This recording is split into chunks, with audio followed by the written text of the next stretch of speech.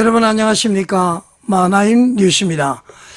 오늘은 포동교회 내부 성도로부터 받은 제보문을 좀 소개를 해드리겠습니다.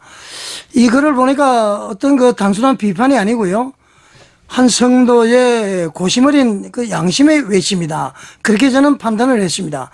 양심은 바로 하나님께서 주신 마음이죠. 여러분 아시겠지만은 포동교회는 최근에 담임 목사 청빙 투표가 진행이 되었습니다. 겉으로 보기에는 사태가 마무리된 것처럼 보일 수가 있는 것 같습니다. 그렇지만 이 제보를 한 성도는 이렇게 얘기를 하고 있습니다. 문제가 전혀 해결되지 않았다. 그러면서 말이죠, 이 성도님은 매우 중요한 지적을 하고 있습니다. 자, 이번 사건에서 첫째, 회개가 없었다. 둘째, 반성도 없었다. 세 번째, 재발 방지 대책이 없었다는 것입니다. 이거 어떤 치유 과정은 없고 그냥 담임 목사만 청빙을 해서 되겠느냐, 그런 얘기죠. 자, 이 성도에 더 중요한 지적이 있습니다. 자, 교회가 말이죠, 다시 말해서 포동교회가요, 피해자가 아니라 권력의 중심에 선 그런 사람을 선택했다, 그렇게 지금 표현을 하고 있습니다. 피해자 중심 치유가 아니라 권력의 중심에 서 있는 사람을 선택했다, 그렇게 지금 표현을 하고 있습니다. 여러분들 이해가 되시죠? 자, 이 성도님은 말이죠, 문제의 구조를 이렇게 이제 분석을 했습니다. 교단은 방관했다. 예전 고신청회가 방관했다는 거죠, 포동교회 문제에 대해서. 그리고 노회는 묵인을 했다. 당회는 무능했다. 그리고 교인들은 침묵했다. 여러분 놀랍죠?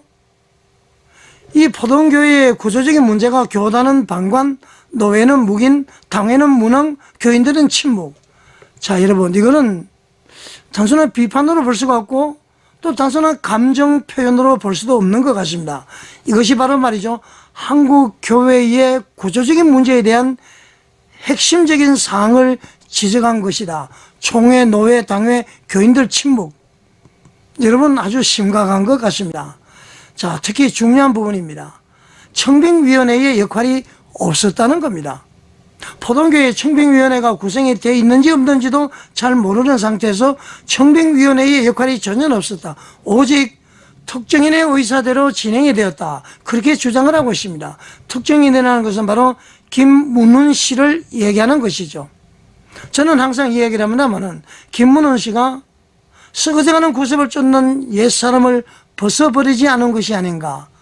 의와 진리의 거룩함으로 지으심을 받은 새 사람으로 거듭났을까.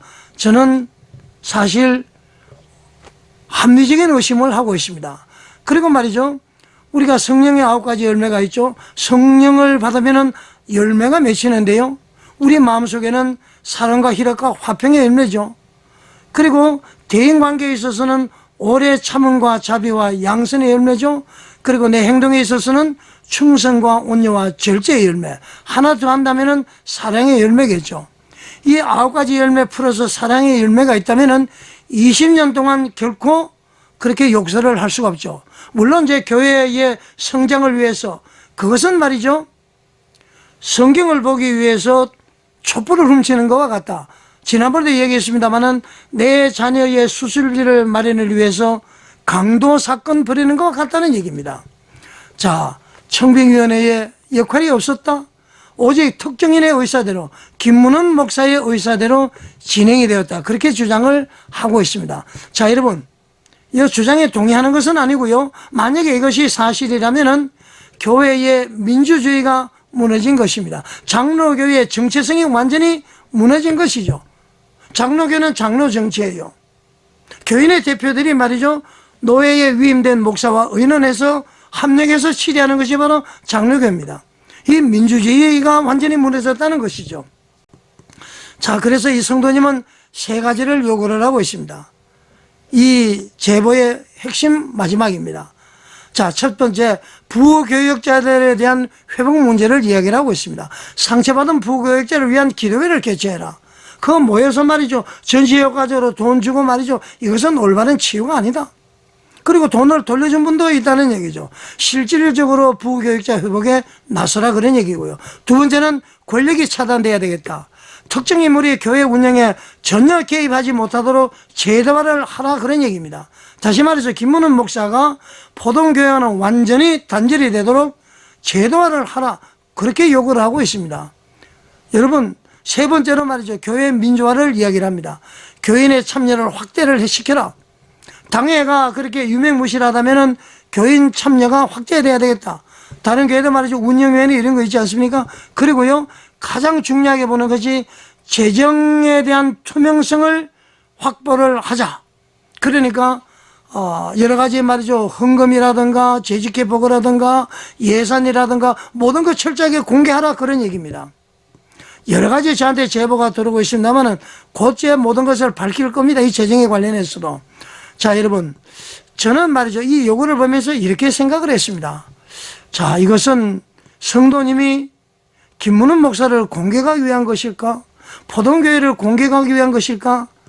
그렇게 보지 않았습니다. 이것은 교회의 회복을 위한 제안으로 봐야 되는 것입니다, 여러분. 자, 여러분, 성도님은 이렇게 이야기를 하고 있습니다. 이제는 우리가 각성을 해야 된다. 이 말은 말이죠, 단순한 외침이나 구호가 아니죠. 침묵을 깨라, 그런 외침인 것입니다. 그러니까 우리는 교권주의에서 벗어나야 됩니다. 우리는 말이죠, 마르틴 루터가 종교의 개감을 통해서 우리는 만인 제사장이죠. 누구든지 예수님의 이름으로 하나님께 갈 수가 있고, 누구든지 예수님의 이름으로 축복을 할 수가 있고, 누구든지 말이죠, 예수님의 이름으로 무엇이든지 다 할 수가 있는 것이죠. 하나님으로부터 특별한 은사를 받았다, 지시를 받았다, 주의 종은 하나님만이 처리해, 이거 다 공갈이라고 그랬습니다. 새빨간 거짓말이라고 그랬습니다. 단지 목사들은 선생으로서 우리를 말씀을 가르쳐주는 하나의 선생에 불과한 것이라는 얘기죠. 그렇다면 목사님을 무시하자는 얘기는 아닙니다. 내 백성이 지식이 없으므로 망한다, 호세아서에 나와 있죠. 성도들이 말이죠, 깨어나자, 그런 얘기를 지금 이분이 주장을 하고 있는 것입니다. 자, 여러분, 포동교회 문제는 한 교회의 문제가 아니에요. 한국교회 전체의 문제인 것입니다. 흔히들 교회를 보호하자, 교회를 보호하자 그러는데, 교회는 말이죠, 예배당, 목사가 아니라 성도님 자체가 바로 교회인 것입니다. 자, 여러분, 오늘 이 포동교회 성도의 외침이 교회를 무너뜨리는 소리가 아닙니다. 바로 교회를 살리는 소리가 되기를 바라겠습니다. 여러분은 어떻게 생각하십니까? 시청해 주셔서 감사드립니다.